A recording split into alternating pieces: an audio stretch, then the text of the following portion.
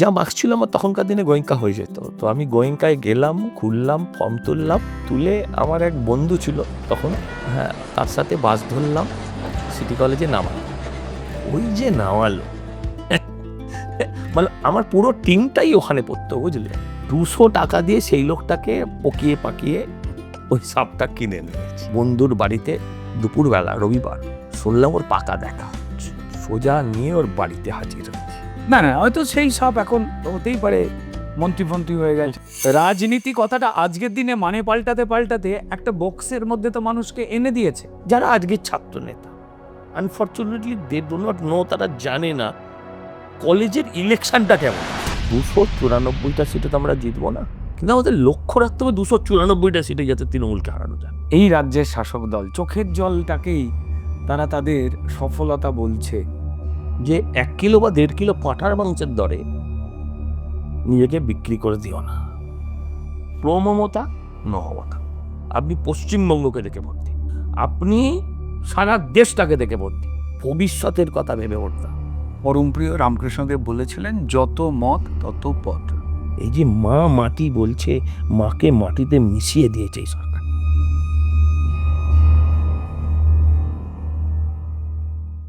বাঙালি ঘুরে বেড়াতে ভালোবাসে, সবাই জানে। এবার বাঙালি পৃথিবীর সব জায়গায় ঘুরে বেড়ায়, ঘুরে বেড়াবার পরে তার যেটা ইচ্ছা হয় একটুখানি খাবো। সে যাই খাক না কেন, আলটিমেটলি তার প্রাণ হাঁকুক পাকুক করে একটু বাঙালি খাবার কোথায় পাওয়া যায়। যদি বাঙালি খাবার পেয়ে যায়, তখন খোঁজ নেওয়ার চেষ্টা করে যে এই হোটেলের কাছাকাছি বা অন্তত রাঁধুনি বা কোনো একজন কর্মচারী যিনি কাজ করছেন যেখানে বাঙালি খাবার পাওয়া যাচ্ছে, সে বাঙালি কিনা, তার সঙ্গে তার গল্প করতে ইচ্ছা করে। তো বাঙালির এই বাঙালিকে খোঁজা, নিজের লোককে খোঁজা, তা আর বলবার নয়। এমনকি শুধুমাত্র বেড়াতে গিয়ে নয়, এই ধরুন আবার কাছের লোক কোথায় সে খোঁজে, যখন তো বিয়ে বাড়ি বা কোনো অনুষ্ঠান বাড়িতে গেল, দারুণ দারুণ লোকজন সেজে গুজে এসেছে, সেখানে আবার বাঙালিরা ঘুরে বেড়াচ্ছে, তার মধ্যে সে আবার কাছের লোক খোঁজার চেষ্টা করে। এটা গপ্প করবার মতো বাঙালি কোথায়, যাকে পাশে নিয়ে বসে বসে বেশ মজলিস করে খাওয়া যাবে, চারটে আলোচনা করে। তো এই রকম বাঙালি যে আপনজনকে খোঁজে তার বলার কথা নয়। এবার আমরা আজকের আড্ডায় এমন একজন বাঙালি বলুন বা এমন বাঙালির খুব কাছের জনকে নিয়ে এসছি, যাকে বোধহয় আপনারাও কাছের জন করেই নিয়েছেন। আমার সঙ্গে রয়েছেন এই মুহূর্তে সজল ঘোষ। তার আসল পরিচয় নিয়ে তো কথাই হবে, বাকি কথা তো পরে হবে। নমস্কার সজল ঘোষ। ছাত্র রাজনীতি, সেখানেও কলেজে ছাত্র রাজনীতি ভেঙে দাও, গুড়িয়ে দাও, হুট পাট হুজ্জুতি, প্রতিবাদ, রাস্তায় নামা। সজল ঘোষ নামটা আস্তে আস্তে আস্তে আস্তে না লেয়ারে চাপা দিয়ে দিল আমাদের এই বাঙালিরাই। তারা টিনে হিজড়ে সজল ঘোষের ব্যাগ থেকে ওই নামটা যে বার করলে দেবু, সেটাকেই রেখে দিল। সজল ঘোষ বললে সজল ঘোষ হয়তো তাকায়, কিন্তু দেবু বললে তার থেকে আরো ভগ্নাংশ সেকেন্ডের মধ্যে সাট করে ঘুরে গিয়ে পরিষ্কার বলে, হ্যাঁ কি। এই যে আপন করে নেওয়া মানুষের, এই যে দেবুর ওপরে ভালোবাসাটা, এইটা তোমার কেমন লাগে? আর সজল না দেবু, কোনটা প্রিয়? অবশ্যই দেবো, অবশ্যই দেব। দেবু নামটা কার দেওয়া গো? বাবা ঠাকুরদা কেউ হবে, তারা বলে যায়নি যে আমাকে এই নামটা ইনি দিলেন। আমাদের একান্নবর্তী পরিবার ছিল, কেউ দিতে পারেন জ্যাঠা, দাদু, বাবা। বাবাও দেওয়ার সম্ভাবনা কম, বাবা অন্য জগতে বেশি ব্যস্ত। মা সবার হাতে হ্যাঁ, পরিবারের হাতে হ্যাঁ। অন্য কেউ হবে, জ্যাঠা হতে পারে, দাদু হতে পারে। দেবু থাকতেই চাই, দেবু তাকে, দেবুই থাকতে চাই। ঠিক আছে। তো যাই হোক, দেবু আমাদের বিভিন্ন নামের পর না লেখা তো ওরফে, তো এখানে পরিষ্কার বোধ হয় দেবু ওরফে সজল ঘোষ। ওরফে বললি না, এটা অন্যরকম ব্যাপার আছে। ওই ওই খবরের কাগজের নাম বলে আসামি আর কি, সজল ও ওরফে দেবু। দেবু। কান কাটা, হাত কাটা অমুক নাম আছে। তো যাই হোক, দেবুর সঙ্গে জড়িয়ে গেছে হচ্ছে সন্তোষ মিত্র স্কোয়ার। এটা খুব অদ্ভুত রকম ভাবে, এটা দেবুর সাথে নয়। এটা তুমি যদি আমার অঞ্চলে যাও, আমার মতন কয়েকশো দেবুকে পাবে, যাদের পূর্বপুরুষের সাথে, তাদের রক্তের সাথে জড়িয়ে গেছে। মানে এমন কোনো বাড়ি পাবে না, এমন কোনো অঞ্চলে, একটা ছোট অঞ্চল না, একটু বড় অঞ্চল ধরে, যার পরিবারের দাদু বাবা জ্যাঠা সে যে কেউ না কেউ এই পুজোর সাথে ইনভলভ ছিল না, এরম পাবে না। একটা পুজো ধরো এবছর 90 হলো, একটা যে কোনো প্রতিষ্ঠান এত বছরের পর বছর, দশকের পর দশক বেঁচে থাকে না যদি না তার পেছনে মানুষের আশীর্বাদ সহযোগিতা থাকে। তো সেইভাবে আর কি। দেখো এই যে তুমি বলছিলে না দেবু, তোমার সময় আছে তো? ওই যে তুমি বলছিলে না দেবু, মানে ব্যাপারটা হচ্ছে যে কলেজে ভর্তি হওয়া, কলেজে ভর্তি যে আড্ডা দেবু এসব বলছিলে। আমি মাধ্যমিকে ভালো রেজাল্ট করেছি, সিটি কলেজ ছিল তো, সিটি কলেজ। আমি কাগজের নাম আসতো, কিন্তু কাগজের নাম ওইভাবে আসতো। বিরাট বড় আলোচনা, যেটাকে লোকে উত্তেজনা বলে ভুল করছে, সেইভাবে ছাত্র আন্দোলন তখন সরগরম একদম। তখন ওদিকে আমরা হাওড়া ছাত্ররাজনীতি ওই সব জায়গা ওখানে রয়েছে, আর এইখানে কলকাতাতে পরিষ্কার দেব দেব দেব। ঘটনাটা আমি বলছি, আমি মাধ্যমিকে ভালো রেজাল্ট করেছিলাম। তো মাধ্যমিকে ভালো রেজাল্ট করার পর আমার যেটা আমার মানে আমার বাড়ির লোকেরাদের কাছে আনএক্সপেক্টেড ছিল, এতটা ভালো রেজাল্ট হবে। তো তারা আমাকে বুদ্ধি দিয়েছিলেন যে তুমি সায়েন্স নিয়ে পড়ো। তো আমি যদি সায়েন্স নিয়ে পড়তাম তাহলে এখনও আমি উচ্চ মাধ্যমিক দিচ্ছি হতাম আর কিরকম একটা ব্যাপার। তো আমি তারপর বাবার হাতে পায়ে ধরলাম, সবাইকে বোঝালাম, মাস্টারমশাইকে আরও বোঝাতে সময় লাগলো। তো বললেন যে ঠিক আছে, যদি কমার্স পড়তেই হয় তাহলে গোয়েঙ্কা। তো যা মার্কস ছিল আমার তখনকার দিনে গোয়েঙ্কা হয়ে যেত। তো আমি গোয়েঙ্কায় গেলাম, খুললাম, ফর্ম তুললাম, তুলে আমার এক বন্ধু ছিল তখন, হ্যাঁ, তার সাথে বাস ধরলাম, সিটি কলেজে নামালো। ওই যে নামালো, মানে আমার পুরো টিমটাই ওখানে পড়তো, বুঝলে? ওই যে বাস থেকে আমায় নামালো, পুরো লাইফ অন্যদিকে চালিয়ে। একদম, মানে এটা বলতে পারি যে আজকের যারা রাজনীতিতে যাদের জমাট বাঁধা পদক্ষেপ হয়, এটা খুব শাশ্বত এবং খুব সত্যি যে যাদের বুনিয়াদি জায়গাটা ছাত্র আন্দোলন। দেখো, ছাত্র আন্দোলন আজকের রাজনীতিতে আমি সেই থ্রিলটা খুঁজে পাই না। না, নেই। আর্ধেক জায়গাতে তো ধরো পরীক্ষা, মানে ছাত্র নির্বাচনই হচ্ছে না, ছাত্র রাজনীতি নেই। নির্বাচনটা শুধু ছেড়ে দাও না, ছাত্র রাজনীতি ছিল প্রতিদিনের ইস্যু। ক্লাস ঘরের ভেতর ওই ধরো 60টা 70টা 80টা ছেলের মাঝে, 100টা ছেলের মাঝে যে আলাদা আলাদা সংগঠন, আলাদা আলাদা টিম, হ্যাঁ, এইটা বোধ হয় আজকে যারা আজকের ছাত্র নেতা, unfortunately they do not know, তারা জানে না কলেজের ইলেকশনটা কেমন। একদমই তাই। 10টা বছর, ক্যান ইউ ইমাজিন, 10টা বছর ছাত্র রাজনীতি নেই। তুমি আজকের রাজনীতিতে যাদেরকেই দেখবে, মানে আজকের রাজনীতিতে ছাত্র রাজনীতির লোক নেই, তার থেকে আগে তুমি যাদেরকেই দেখবে, ধরো সুব্রত মুখার্জি, প্রিয়রঞ্জন দাসবংশী, হ্যাঁ, তুমি ধরো সোমেন মিত্র, সিপিএমে চলে যাও, সুজন চক্রবর্তী, মোহাম্মদ সেলিম, তুমি যাদের দেখবে সকলেই, মমতা ব্যানার্জি, সবাই ছাত্র রাজনীতির প্রোডাক্ট। এই ছাত্র রাজনীতি যে করেনি, আজকে রাজনীতিতে শুভেন্দু অধিকারী বলো, হ্যাঁ, তারা, তুমি বুঝতে পারো যে ছাত্র রাজনীতি যে করেনি তার রাজনৈতিক জীবন মানে কোথাও একটা অসম্পূর্ণ। কি, আর আজকের ছাত্র রাজনীতি, তখনকার ছাত্র রাজনীতি, এখনো ছাত্র রাজনীতি মানে ছাত্ররা স্করপিও গাড়ি নিয়ে আসছে, ছাত্র নয় তারা বাবা। আচ্ছা, মানে এটা তো ধরো ছাত্র রাজনীতির পর তারপর তোমার বিয়েটা কি মানে সেই সময় তাড়াতাড়ি হয়ে যায় না? আর একটু এইভাবে তোমার মানে আরে না, জিজ্ঞাসা না, জিজ্ঞাসা করলে আমরা ছবিতে দেখি, তারপর প্রচুর মানুষ যারা সন্তোষ মিত্র স্কোয়ারে গেছেন, সেখানে তোমার স্ত্রী এবং শুধুশ্রী একা নয়, তাদের একটা বিরাট বড় একটা মহিলা টিম, বাঘা টিম, তারা মানে ওই চেটেপুটে বলে যে খাদ্য মেলাটা হয় রকমের, আমি সেখানে যাওয়ার সুযোগ পাই, উদ্বোধন খাওয়ার সুযোগ পাই, এবং তারপর আরো নানাবিধ ওই যে মেলাটা তো আমাদের একটা অদ্ভুত, আমাদের সংস্কৃতির সঙ্গে জড়িয়ে, সেটা তো প্রায় ধ্বংসের জায়গায় চলে গেছে, কিন্তু এই কলকাতা শহরে সেখানে যে এরকম একটা মেলা হতে পারে, সেটা কিন্তু লোকে ওই সন্তোষ মিত্র স্কোয়ারের ওই চৌহদ্দিটাতে আমি গিয়ে নিজে দেখেছি যে হ্যাঁ, বাঙালি বাঙালি আছে। না, বাঙালি মানে বাঙালির দুটো ব্যাপার হচ্ছে। ব্যাপার দেখো, অনেক বাঙালিকে জিজ্ঞাসা করবি যে তুই বেঁচে আছিস কেন, সে বলবে খাবার জন্য। মানে বাঙালি বেঁচে আছে কিন্তু খাবার জন্য। কিছু লোক এখন অসভ্যের মতন বাংলা, বাঙালি, বাঙালির খাবার এসব নিয়ে আলোচনা করছে। বাঙালির খাবার চিরকাল তার ভ্যারিয়েশন ছিল। মা জেঠিমা যেমন রান্না করেছে, বাংলায় সাউথ ইন্ডিয়ান হোটেল আজ থেকে ছিল না। বহু বছর আগে সাউথ ইন্ডিয়ান হোটেল মানে সেগুলো কিন্তু ভেজ। সাউথ ইন্ডিয়ান হোটেলে মটন কষা পাওয়া যায় না, তো সাউথ ইন্ডিয়ান হোটেল ছিল বাংলার। বাঙালি মানেই একটা খাওয়ার ব্যাপার আছে। দেখো, আগে আমরা ছোটবেলায় না রথের মেলা দেখতাম আমার পাড়ায় মৌলালির মোড়ে। জানো, সে মেলাটা এখন আর হয় না। 1 মাস ধরে চলতো, পাখি, খেলনা, ওই সেই ক্যাপোলা বন্দুক, তারপর ছিপি লাগানো বন্দুক, মারলে ঠাঁই করে গিয়ে তোমার গায়ে লাগবে। সাবান উপহারে সাবান, হ্যাঁ, সাবান, চুগলি, মগ, হ্যাঁ, তো সে এই জিনিসগুলো তো আজকে হারিয়ে গেছে। আবার সম্পূর্ণ যদি ওইটাই করি, তাহলে ওটাও আবার যদি ওটাকে পেরিয়ে আনার চেষ্টা করি, সেটাও চলবে। তো সেই জন্যই একটা মেলার করেছিলাম, যেখানে তুমি অনেক যে বাঙালির না খাওয়া জিনিস এখন হারিয়ে যাওয়া, ধরো পিঠে।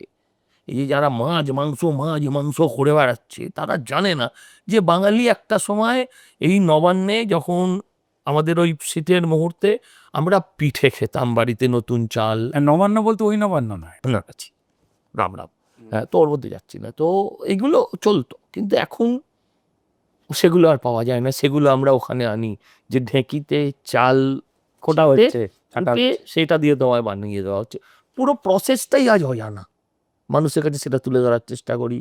বাঙালি পদ আনি, হ্যাঁ, বাঙালি মানে কি শুধু চাইনিজ থাকবে না, বাঙালি খেতে পছন্দের খাবার।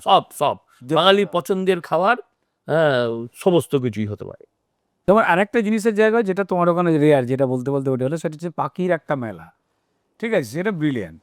মানে আমি সেখানে গিয়ে যে ধরো মজাটা পাই, আমার খালি মনে হয় যে আমি কোথাও শুধু তো মানে বাঙালি তো আছি, বাঙালিয়ানা তো রয়েছেই, আর তার সঙ্গে সঙ্গে কোথাও যেন মনে হয় যে বয়সে যারা থাকি না কেন, এটা শৈশবের মধ্যে কোথাও একটা দেখো, ফুল, পাখি, শিশু, গান যে ভালোবাসে না, সে আর যাই হোক, সে মানুষ। হ্যাঁ, মানে অন্য সে মানুষ, মহামানব দুটো হতে পারে, তোমার আমার মতো মানুষ। ওখানে আমরা এটা ধরো, ওই পাখির মেলা যেটা তুমি বললে, এটা 30 বছর চলছে হবে হয়তো। তো এটা হচ্ছে যে পাখিগুলোকে তুমি শেখো, পাখিকে জানো। পাখিগুলো সবচেয়ে বড় মানে এখানে আমাদের মেলাটা, যে বেশিরভাগ পাখি ওপেন, খোলা দাঁড়িয়ে আছে, তোমার কাঁধে আসছে, তোমার পিঠে বসেছে। এবং এটা হয়তো অনেক মানুষই জানে না, ধরো পশ্চিমবঙ্গে কমসে কম 1 লাখ ছেলের, কমসে কম 1 লক্ষ ছেলে মেয়ের পেট চালাই পাখিগুলো। বাপরে। এটা আমরা আমরা বেকার বলি তো পশ্চিমবঙ্গে, এই বেকার শব্দটার পেছনে আমাদের অলসতাও আছে, অলসতাও আছে। আর এই পাখির এই যারা পেট চালায়, হ্যাঁ, তাদের বেশিরভাগই কিন্তু মাধ্যমিক পাস আর কি, এই জায়গা। মানে যারা আনস্কিল্ড বেশি, যাদের এডুকেশন একটু কম, তাদের পেট চালায় কিন্তু পাখি। এই পাখি, কুকুর, এরম ধরো প্রচুর। তো এই যে দেবু, এই যে পাড়ায় লোকজনের একটা বিশ্বাস, একটা ভরসা, একটা ভালোবাসা, এই জায়গাটাতে কোথাও ওই মাটিটা, বিশেষ করে আমাদের শুধু পশ্চিমবঙ্গের রাজনীতির মাটি তো ডেফিনেটলি আমি বলবো, তার সঙ্গে সঙ্গে এই যে নর্থ কলকাতা, সেন্ট্রাল কলকাতা, এই যে জায়গার মধ্যে প্রদীপ ঘোষ, দেবুর বাবা, বা সজল ঘোষের বাবা, ঠিক আছে, তার ধরো কোন জিনিসটাকে এখনো ধরো তোমাকে টেনে নিয়ে বেড়ায়? কারণ অনেকেই আমি পার্সোনালি আলোচনা করতে শুনেছি আর কি, যে বাবাও এমন ছিল, মানে প্রদীপ বাবুও এমনটা ছিলেন যে সারাক্ষণ, মানে তার সঙ্গে না একটা প্রখ্যাত রাজনৈতিক ব্যক্তিত্ব ঠিক আছে, কিন্তু রাজনীতি কথাটা আজকের দিনে মানে পাল্টাতে পাল্টাতে একটা বক্সের মধ্যে তো মানুষকে এনে দিয়েছে। যে এইটা করা মানে রাজনৈতিক কর্মসূচি। রাজনীতি আর ঠিক রাজনীতির জায়গায় নেই। হ্যাঁ, আর ব্যাপারটা হচ্ছে আমার, মানে এই যে তুমি বললে না আমার বাবা, আমি তার থেকে বেশি ভালোবাসি আমি বাবার ছেলে, মানে আমি প্রদীপ সজল ঘোষের বাবা প্রদীপ ঘোষ না, প্রদীপ ঘোষের ছেলে সজল ঘোষ, এটা ভাবতেই আমি বেশি ভালোবাসি। আর বাবা এটাই ভাবতে ভালোবাসতেন। তো ঘটনা যেটা হচ্ছে আমার বাবা সব ব্যাপারেই আমার বাবা আর কি। তো আড্ডাবাজিতেও এই ধরো তুমি বলছো গুরু গম্ভীর রাজনীতি ব্যক্তিত্ব, তুমি যদি আমার পাড়ায় কোনো দিন যাও, সেই লোকগুলো এখন সংখ্যায় কমে যাচ্ছে, কারণ তারা বেশি বয়স হয়ে যাচ্ছে, চলে যাচ্ছেন। যারা আছেন তাদের যদি তুমি জিজ্ঞাসা করো, তারা বলবে যে এরা যা করতো ওরে বাবা পাড়ার মধ্যে, এই যে পাড়া ব্যাপারটা, এত আড্ডাবাজি, এত হ্যাঁ, এই সারাক্ষণ সুখ দুঃখে একে অপরের সঙ্গে জাপায় থাকা। আড্ডায় না, আড্ডার কোনো সীমা হয় না, সীমানা পেরিয়ে, অনেকে বলে না সেরকম, আড্ডা হচ্ছে সব সীমানা পেরিয়ে। ওখানে তুমি ওই একদম মহাকাশ থেকে ব্ল্যাক হোল তুমি সব পাবে। আড্ডায় যে জ্ঞান অর্জন করা যায়, হোয়াটসঅ্যাপে তুমি সেই জ্ঞান অর্জন করতে পারো, বুঝতে পারলে? তো মানে ওটা একটা আলাদা ইউনিভার্সিটি। তোমার সঙ্গে সাপের একটা নিবিড় এটা সম্পর্ক ইতিহাস রয়েছে। হ্যাঁ, ঠিক আছে। সাপ আবার কি করলাম? আমরা তথ্য অনুসন্ধান করতে গিয়ে দেখতে পেয়েছি, বুঝতে পারলে? সেটা হচ্ছে যে সজল ঘোষ একবার কোনো জায়গা থেকে এটি সাপ জোগাড় করে সে কারুর একটা বাড়িতে ঢুকিয়ে দিয়েছিল। আরে না না, বললে এবং পুলিশে ধরে নিয়ে যাও। না সেই সময় জায়গা আনিম, কারণ আলাদা ছিল। আমি বলছি ঘটনাটা হচ্ছে, আমার সে বন্ধুটি এখন বেঁচে নেই।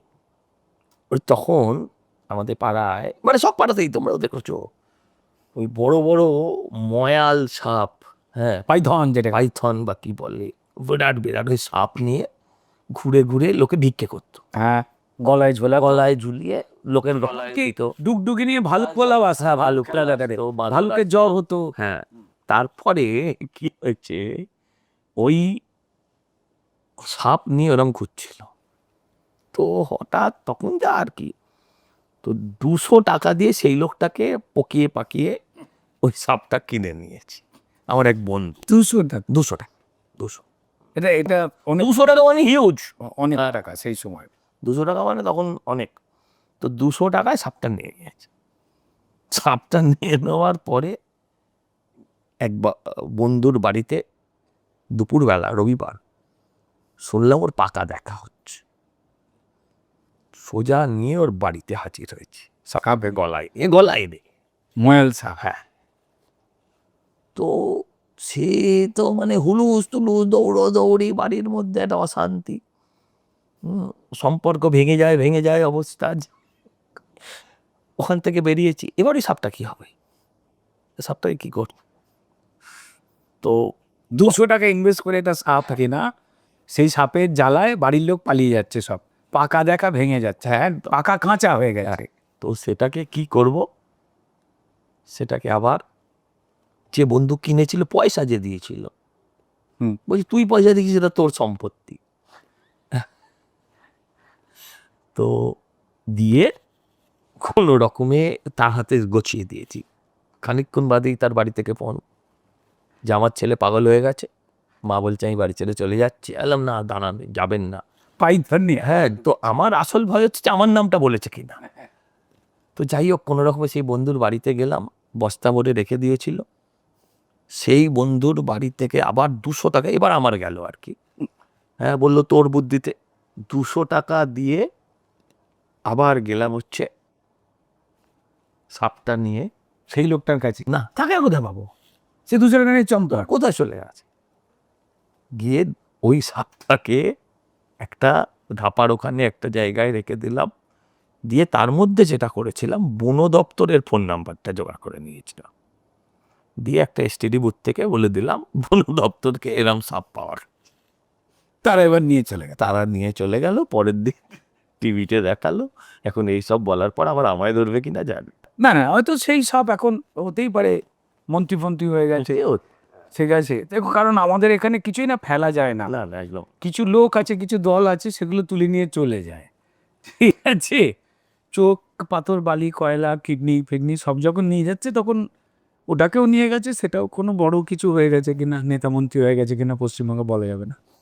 তো যাই হোক, যখন এই সমস্ত কথা উঠলই, তো যেটা না বললেই আর কি নয়, সেটা হচ্ছে যে বরানগর থেকে তুমি দাঁড়ালে, হাড্ডাহাড্ডি একটা লড়াই, বিরাটভাবে অবরোধের চেষ্টা, মানুষের কাছে পৌঁছতে দেবে না, তারপরেও তুমি পৌঁছলে। ওই সময় থেকে তোমার যে ফাইট, রাজনৈতিকভাবে মানুষের কাছে পৌঁছবার জন্য যে লড়াই, মানুষের হয়ে যে লড়াই, সেখানে অল্পের জন্য ফলাফলের ক্ষেত্রে দেখা গেল যে সজল ঘোষ যে জায়গায় পৌঁছে যাচ্ছিল আটকে গেল। কিন্তু তারপরেও এই বরানগরের লোকজন, তারা এখনো পর্যন্ত এই সজল ঘোষকেই খোঁজে, যে ওখানে যেই জিতুক, যেই চেঁচাক, যেই আন্দোলন করুক, যা খুশি বলুক না কেন, এই যে সজল ঘোষকে যে খোঁজা এবং পছন্দ হয়ে যাওয়া, নিজের লোক ভেবে ফেলা, এটা আস্তে আস্তে এই সন্তোষ মিত্র স্কোয়ারের এই টোটাল যে জায়গাটা, এটা কি পরিষ্কার সজল ঘোষের একটা ব্যক্তিগত ক্যারিশমা আমি বলবো, নাকি তার পরিষ্কার এমন একটা নেচার যেটাকে বিশ্বাস করতে চায় মানুষ? না, আঁকড়ে ধরতে চায়। আমি একটা কথা বলি, দেখো ওই আমার পাশে আমার দেবু বলে কাঁদে আসবে। একদম আমি বলছি শোনো, প্রথমত না, উম, আজকের রাজনীতি যেভাবে, আমি রাজনীতিকে সেভাবে দেখতে চাই।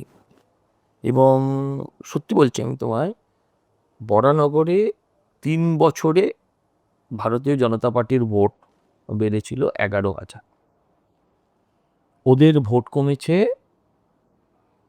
প্রায় 16-17,000। 85,000 পেয়েছিল, এবারে 69,000 পেয়েছে। বাকিটা তুমি ক্যালকুলেশন করো। আমাকে ওরা হারাতে পারতো না, আমাকে না, মানে বিজেপিকে ওরা হারাতে পারতো না। এই যে তৃতীয় শক্তি, তৃতীয় পক্ষ আর কি, হ্যাঁ, সেই সিপিএম হঠাৎ করে 26,000 ভোট টেনেছিল। ওই বাড়তি ভোটটা, যেটা আগের বার 20,000 ছিল, যেটা তৃণমূলের সাহায্যে চলে গেল একদম সেই কারণে ধরো পড়া যায়। আমি রাজনীতির যখন শব্দ শুরু করলে আমি একটা জিনিস চাই, এবারে দেখো, সব সিটে আমরা জিতবো না, 294টা সিটে তো আমরা জিতবো না, কিন্তু আমাদের লক্ষ্য রাখতে হবে 294টা সিটে যাতে তৃণমূলকে হারানো যায়। এটা একজন ভারতীয় জনতা পার্টির একজন কর্মী হিসেবে বা অন্য রাজনৈতিক দলের কর্মী হিসেবে কারোর পক্ষে মুখে বলা সম্ভব না, কিন্তু এই কথাটা আমরা বলতেই পারি, আমরা যেখানে জিতবো না সেখানে তোমাদের হারানোর কারিগর হবো। যেখানে আমরা জিতবো না তৃণমূল, সেখানে তোমাদের আমরা হারানোর কারিগর হবো। এই জায়গাটা ফিক্স করা উচিত। বাইনারি বাইনারি বাইনারি পলিটিক্স বলছে তো কেউ কেউ, বিশেষ করে এটা সিপিএম কংগ্রেস বলছে, আমি জানি না, ওরা যদি শূন্যে বেঁচে থাকতে চায়, ওরা যদি সংখ্যায় না আসতে চায়, কি করবে তুমি আর কি করবো আর, সেটা প্রশ্ন না, কিন্তু যদি বাইনারি হওয়া উচিত, ভোট বাইনারি হওয়া উচিত, pro and no, pro Mamata, no Mamata, এর বাইরে নির্বাচন হলে যে যন্ত্রণায় আমরা ভুগছি সেই যন্ত্রণা থেকে মুক্তি হবে না। আমরা সব সিট পাবো না, আমরা বলছি আমরা হারানোর কারিগর হবো তৃণমূলকে। অন্য জায়গায় যারা পাবে না তাদের এই অঙ্কটা ভাবা উচিত, এই কথাটা ভাবা উচিত। হ্যাঁ, আমাদের ইজিমের লড়াই তারপরে হবে, 31-এ কি হবে, তোরা তো শূন্যের খরা কাটা, ওরা কি চায় ওরা জানে। আমি একটা কথা বলো, সেটা যে ধরো আমাদের এই রাজ্যে খারাপ লাগে, কষ্ট লাগে, চোখের জল নিয়ে এই বিভিন্ন ভাতার লাইনে মানুষ দাঁড়াচ্ছে, ঠিক আছে, যাদের হয়তো মাইনে তোলবার, অফিসে বা কোনো জায়গায় চাকরি করে বা কাজ করে, তাদের ওই লাইনে, মাইনে তোলার লাইনে দাঁড়াবার যোগ্যতা বা কথা, কেউ এমটেক, কেউ এমএ, কেউ এমএসসি, আরও অনেক ডিগ্রি নিয়ে দাঁড়াচ্ছে আর কি, উল্লাস করছে। সেটাকে দেখে এই রাজ্যের শাসক দল চোখের জলটাকেই তারা তাদের সফলতা বলছে। সেটা নিয়ে কষ্ট পাচ্ছে প্রচুর মানুষ। আর ওই যে ছেলেমেয়েগুলো দাঁড়াচ্ছে, এমনকি তাদের বাবা মায়েরাও বিটেকের ডিগ্রি নিয়ে এসে চোখের জল ফেলে দাঁড়াচ্ছে, এটাকে নিয়ে তারা উল্লাস করছে। কি বলবে সজল ঘোষ? দেখো, আমি প্রথম বলবো যা দিচ্ছে নিয়ে নাও, যা দিচ্ছে নিয়ে নাও। না, কারণ এটা মানুষের ট্যাক্স। ভাই এই তো আমারই টাকা, আমার টাকা, যা দিচ্ছে নিয়ে নাও। আমি তোমাকে একটা কথা বলি, যে 1 কিলো বা 1.5 কিলো পাঁঠার মাংসের দরে নিজেকে বিক্রি করে দিও না, নিজেকে বলির পাঠা বানিও না। বাঙালির কাছে এইটুকুই হবে। তো দেখো, বিজেপিও নিশ্চয়ই বলবে, লোহে লোহে কো কাটতা হ্যায়। এই এই সহজ অঙ্ক থেকে সরে গিয়ে বিজেপির রাজনীতিতেও সমস্যা আসবে। বিজেপি নিশ্চয়ই বলবে যে লক্ষ্মী ভাণ্ডারের থেকে অলরেডি আমাদের বিরোধী দলনেতা বলেছেন, তাকে অনেকে সমর্থন জানিয়েছেন, 3,000 টাকা অন্নপূর্ণা ভাণ্ডার দেব। 3,000 টাকা অন্নপূর্ণা হোক বা 1,500 টাকার লক্ষ্মী ভাণ্ডার হোক বা 1,500 টাকার বেকার ভাতা হোক, সবগুলোকেও তুমি জ্বললে তোমার সংসার চলবে, কর্মসংস্থানটার দর। সংসার চলবে না। তো এই জায়গাটায় আমার বক্তব্য যে বিজেপি 3,000 ভাতা দেবে, শুধু এটা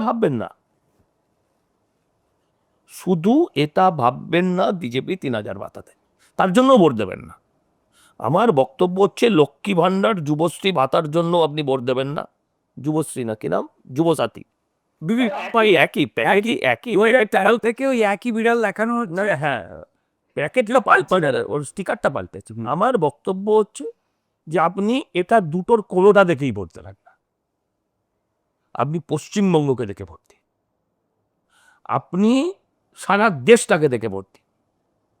যে আমি বলছি যে CPM time tested, Congress time tested, Trinamool time tested, আমাদের অনেক নেতা বলছেন যে বিজেপি টাইম টেস্টেড নয়।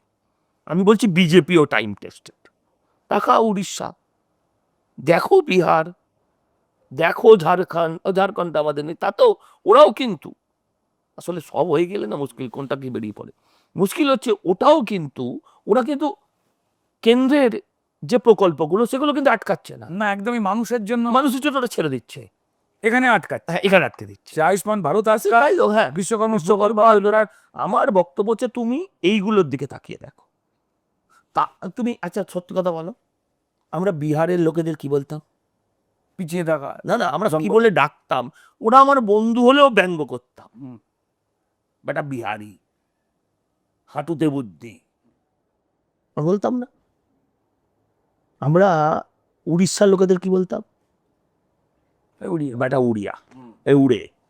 মানে এই অর্থনৈতিকভাবে পিছিয়ে যাওয়াটাকেই এরা আমাদের বাড়িতে এসে এরা আমাদের রাজ্যে কি কাজ করতো? এরা আমাদের রান্না করতো, সাহায্য। এরা জল তুলতো, এরা ভারীর কাজ করতো, জল নিয়ে আসা, ওই তো জল নিয়ে আসতো, রান্না করতো, উড়িয়া হোটেল ছিল, কল মিস্ত্রি ছিল। আমার বাংলার ছেলেরা ওখানে পড়তে যায়, ওখানে চাকরি করতে চায়, এই কাজগুলোই করতে যায়। এই কাজগুলো ওরা করতে যায়। পাল্টে গেছে পুরো। তুমি ভাবো এটা কতটা যন্ত্র। অর্থনৈতিকভাবে, সামাজিকভাবে।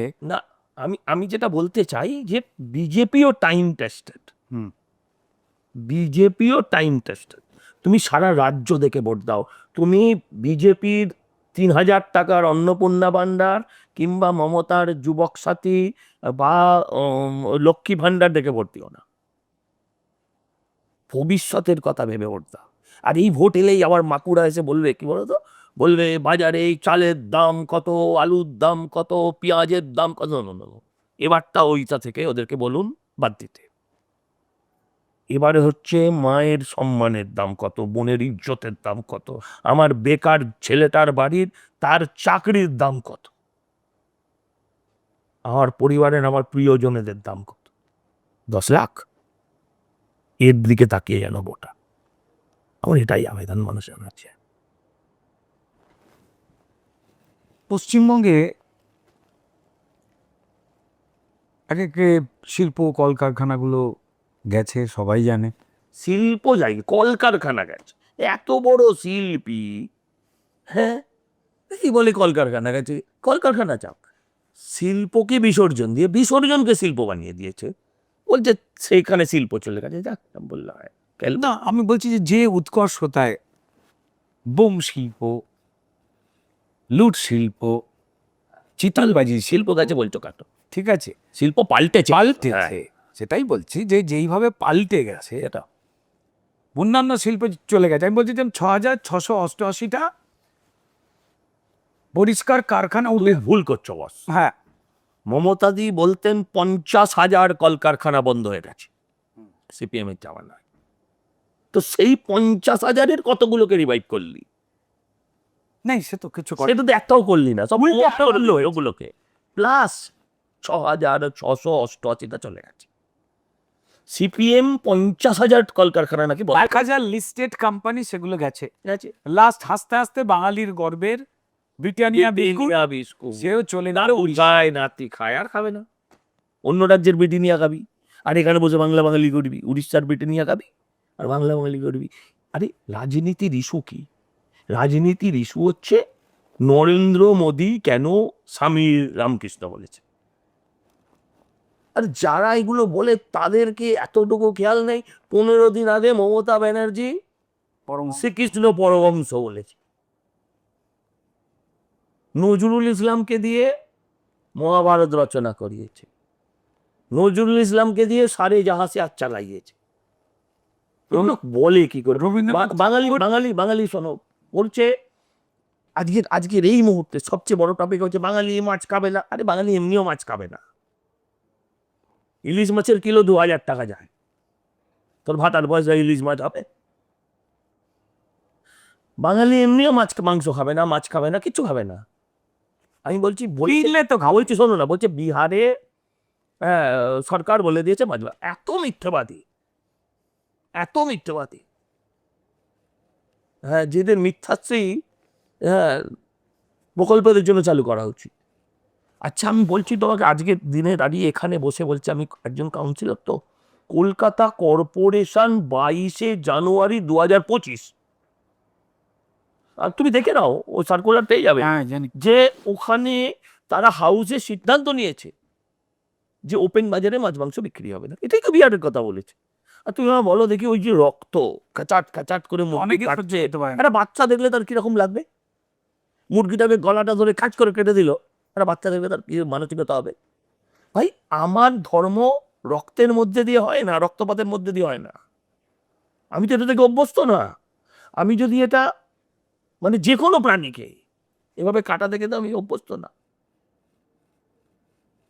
এইটাই তো বলেছে, এদের গালে ঘুরে চড় মারা উচিত। এই একই নিয়ম কলকাতা পুরসভার রয়েছে, তা একদম নোটিফিকেশন পুরসভা বড় বড় করে বিজ্ঞাপন লাগিয়েছে এখনো রাস্তা কাগজে এখনো রাস্তায় রয়েছে, নীল বোর্ডে সাদা দিয়ে লেখা। কেন থাকবে না? ঠিকই তো লিখেছে। এই হচ্ছে এখানকার মুশকিল। আর মানুষ এগুলো শুনছে, মানুষ এগুলো শুনছে। আবার যন্ত্রণাটা ওই গানটা খিস্তি করা উচিত এদের, কার কিচ্ছু না। এটা চর্চ ছাপ্পর তো মারতে পারবি না। এটাই বলছি। আচ্ছা, আমি এই ব্যাপারে একটা খুব গভীর আলোচনায় যাচ্ছি।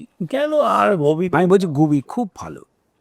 আমাদের পরমপ্রিয় রামকৃষ্ণদেব বলেছিলেন, যত মত তত পথ। আর আমাদের পরম মুখ্যমন্ত্রী বলেছেন ওটাকেই, যত মাটি তত টাকা। না না, তোমার একটুখানি এদিক ওদিক হয়ে গেল। হ্যাঁ, এই টাইপে। তো আমার বক্তব্য হচ্ছে যে বলেছিলেন মাটি টাকা, টাকা মাটি। তার একমাত্র শিষ্যা বললেন যত মাটি তত টাকা। একটু দেখো, সময়ের তালেতে একটু এদিকের মাল ওদিকে হয়েই যেতে পারে, তাহলে কি হয়েছে? না, ওই যে পুরো মাটির টাকা। শোনো, মাটি হোক টাকা হোক, এই যে মা মাটি বলছে, মাকে মাটিতে মিশিয়ে দিয়েছে এই সরকারটা, মাকে মাটিতে মিশিয়ে দিয়েছে, দিয়ে নিজেদেরকে মানুষ বলছে। ইম্পসিবল। ধরো ইম্পসিবল এই বিষয়ের মাঝখানে, ধরো তর্কের খাতিরে, ধরো তোমাকে বললাম যে একটা সিনেমা এসেছিল অনিল কাপুরের, একদিনের মুখ্যমন্ত্রী একদিনের প্রধানমন্ত্রী, এই যে স্বপ্নগুলো আসে, বিভিন্ন জায়গায় প্রচুর মানুষ জিজ্ঞেস করেন বিভিন্ন মানুষকে, আমিও ধরো তোমায় করছি, আমাকেও লোকে করেছি, ঠিক আছে? ধরো তোমায় একদিনের জন্য যদি পশ্চিমবঙ্গের মুখ্যমন্ত্রী করে দেওয়া হয়, তাহলে কোন 2-3টে বস্তু তুমি দিনান্দায় বলবে এগুলো চেঞ্জ হওয়া উচিত? আমাকে মিনিমাম 7 দিনের করে আচ্ছা, দিলাম।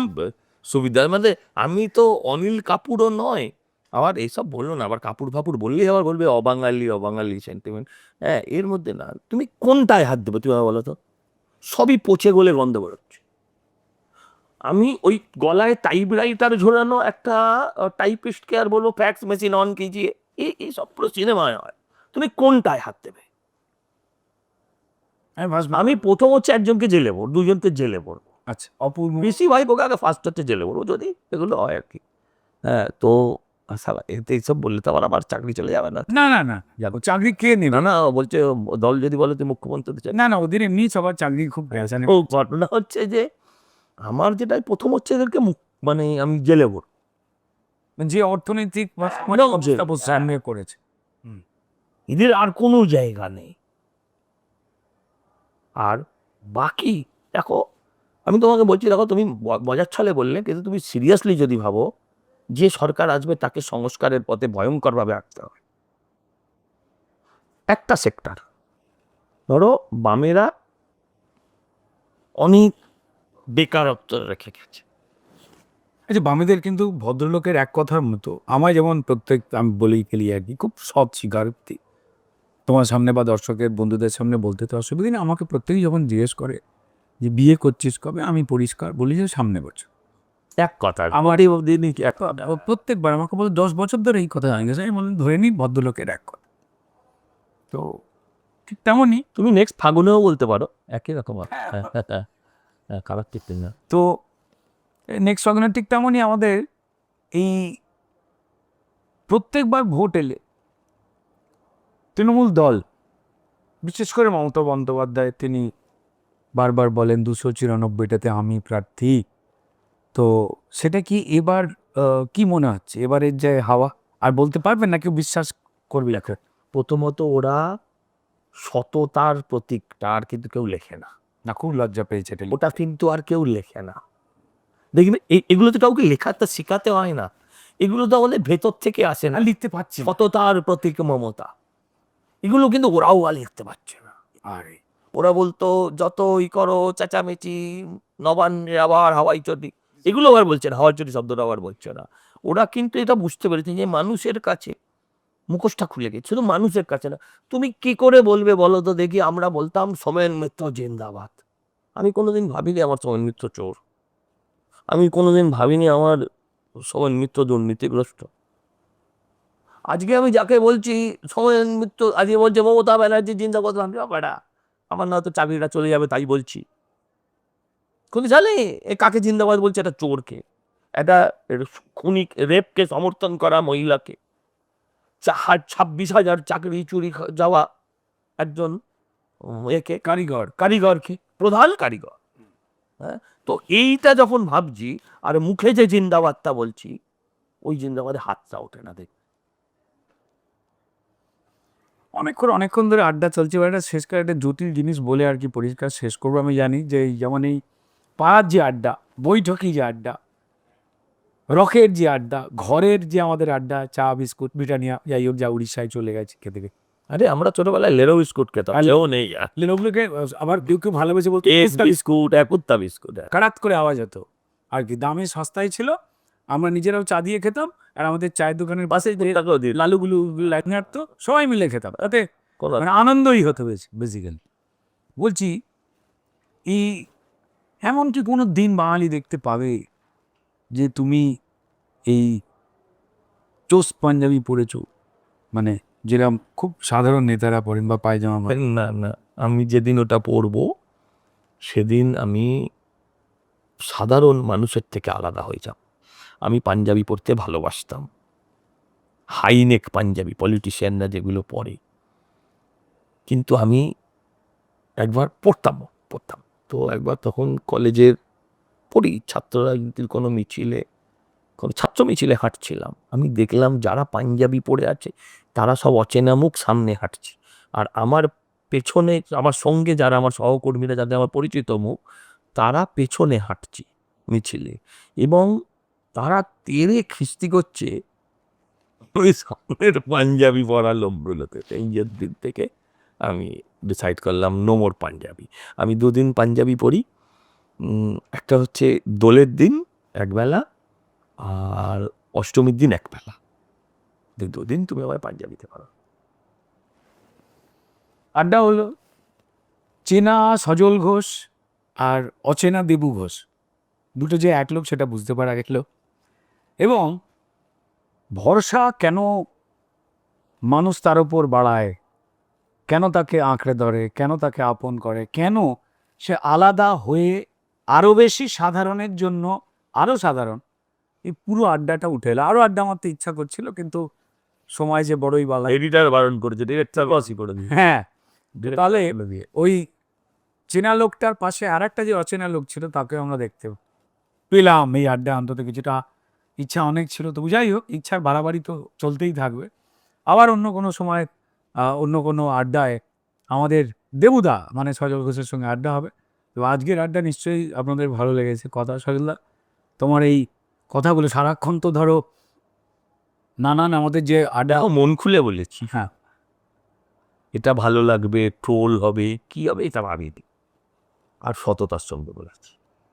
বাস ঠিক আমরা এই রকমই দেবুকে চাই, আমরা এরকমই সজল ঘোষকে চাই এর পরের কোনো আড্ডায়। ভালো থাকবেন, সবাইকে নমস্কার।